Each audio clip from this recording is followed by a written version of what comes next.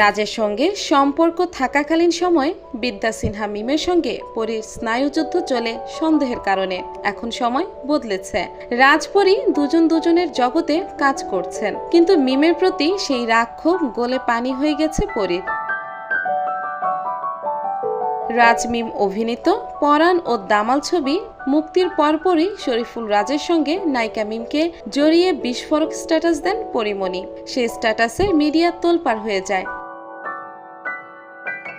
মিমের উদ্দেশ্যে ফেসবুকের এক পোস্টে পরীমণি দাবি করে লিখেছিলেন, মিমের কারণে রাজের সঙ্গে তার সংসারে সমস্যা হচ্ছে। তার অভিযোগ, মিমের সঙ্গে শরীফুল রাজের সম্পর্ক আছে, যে কারণে তাদের সংসারে টানাপোড়েন চলছে। যদিও দামাল ছবির প্রচারকালে শরীফুল রাজের হাত ধরাকে কেন্দ্র করে মিমকে ইঙ্গিত করে ফেসবুকে আরও একটি স্ট্যাটাস